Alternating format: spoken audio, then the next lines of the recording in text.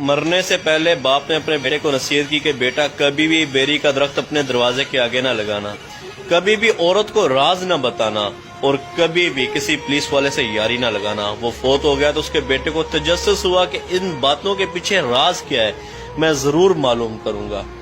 اس نے دروازے کے آگے ایک بیری کا پودا لگا لیا اور ایک پولیس والے سے یاری لگا لی۔ وقت گزرتا رہا،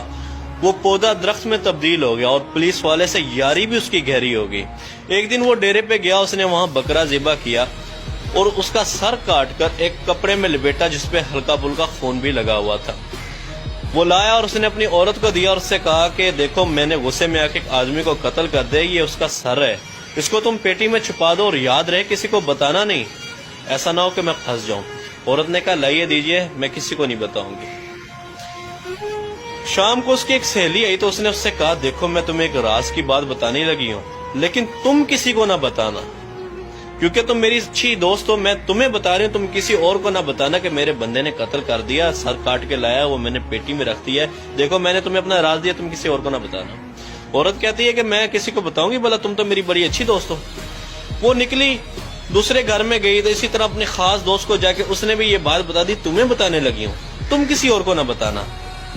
کیونکہ وہ بھی میری بہت اچھی دوست ہے، تم بھی میری بہت اچھی دوست ہو، صرف تمہیں بتا رہا ہوں۔ اسی طرح ایک ایک کرتے کرتے شام تک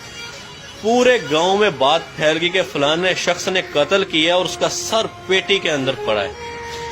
شام ابھی رات ہوئی نہیں تھی کہ پولیس والا اب گاڑی لے کے اس کے دروازے پہ پہنچ گیا، اور دروازے پہ جیسی پہنچا اور باہر سے دروازہ کھڑکایا، فلانے باہر نکل،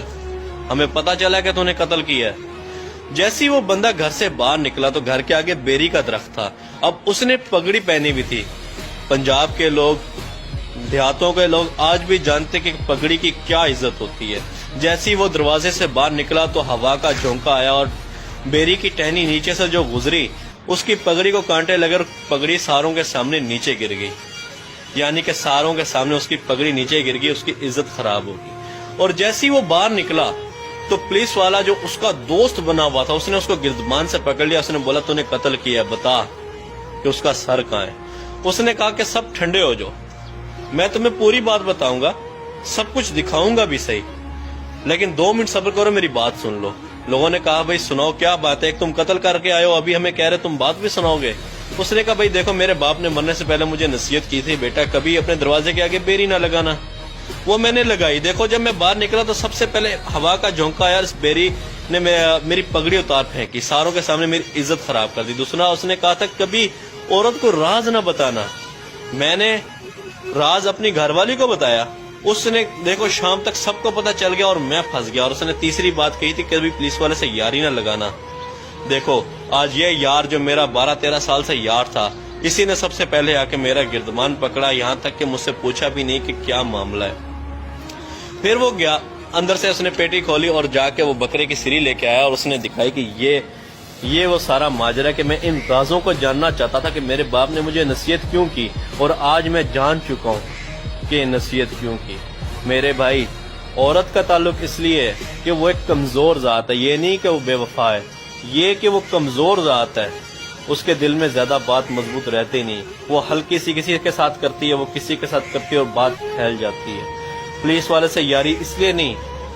تو وہ بے وفا ہوتے ہیں، ان کا عہد ہی ایسا ہوتا ہے کہ وہ اگر اپنے فرض، حقیقت بھی ایسی ہے، اگر وہ اپنے فرض سے کوتاہی کرنے لگ جائیں تو ان کے اپنے ہی لوگ برے بن جائیں، وہ ان کے اپنے ہی لوگ قاتل بن جائیں۔ ان سے حلف لیا جاتا ہے کہ آپ کا اگر باپ بھی غدار ہو، تو اگر آپ کا باپ بھی مجرم ہو تو آپ اس